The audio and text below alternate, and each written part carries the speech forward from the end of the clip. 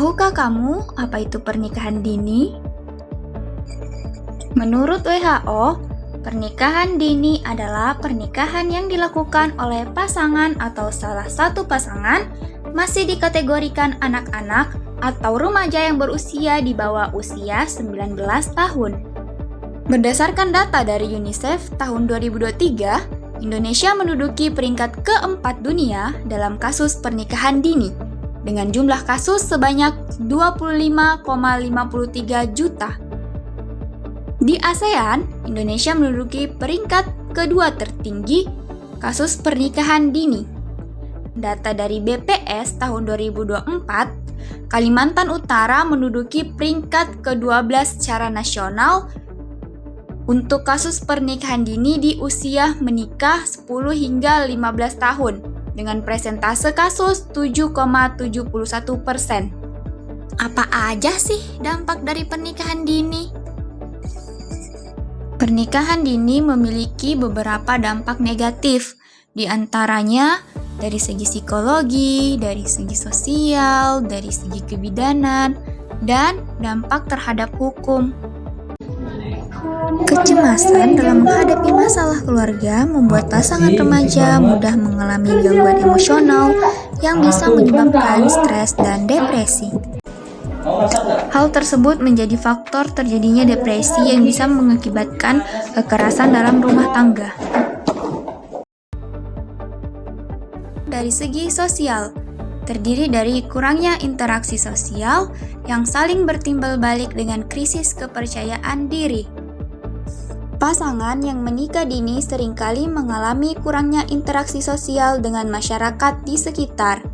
Mereka mungkin merasa minder karena masalah ekonomi atau karena hamil di luar nikah, yang dapat menyebabkan mereka dikucilkan oleh lingkungan sekitar. Pelaku pernikahan dini yang tidak siap secara mental dan pengetahuan akan menyebabkan krisis kepercayaan diri dan trauma. Dampak dari segi kebidanan. Organ fisik reproduksi pada remaja perempuan belum matang, berakibat bisa berisiko menimbulkan efek negatif bagi kesehatan mereka, apalagi pada saat hamil.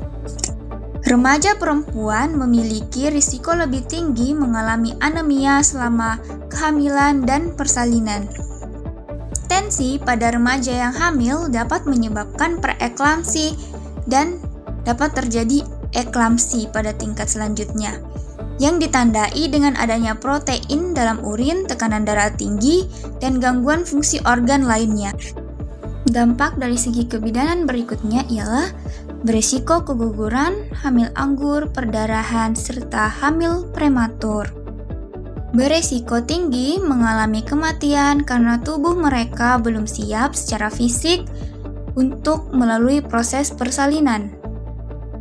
Beresiko melahirkan bayi prematur, bayi berat badan lahir rendah, bayi yang stunting, dan bayi yang terlahir cacat. Bagaimana, Bu? Maaf Pak, kami sudah berusaha semaksimal mungkin, tapi ibu dan bayinya tidak bisa diselamatkan.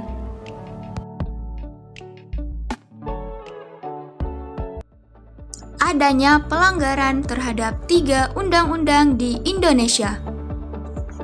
Undang-Undang Nomor 16 Tahun 2019 tentang perubahan atas Undang-Undang Nomor 1 Tahun 1974 tentang perkawinan. Batas usia minimal menikah bagi laki-laki dan perempuan adalah 19 tahun. Apabila terjadi penyimpangan ketentuan umur, orang tua pihak pria dan atau wanita dapat meminta surat dispensasi di pengadilan dengan alasan sangat mendesak, disertai dengan bukti yang mendukung. Undang-Undang Nomor 23 Tahun 2002 tentang Perlindungan Anak Pasal 26 Ayat 1. Orang tua berkewajiban dan bertanggung jawab untuk A. Mengasuh, memelihara, mendidik, dan melindungi anak. B. Menumbuh kembangkan anak sesuai dengan kemampuan dan bakat. C. Mencegah terjadinya perkawinan pada usia anak. Tugas dan tanggung jawab baru setelah menikah menyebabkan anak harus putus sekolah.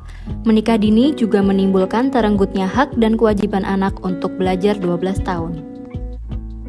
Lagi belajar kah? Iya. Aku juga dulu sekolah. Lah, kenapa sekarang enggak? Aku udah putus sekolah.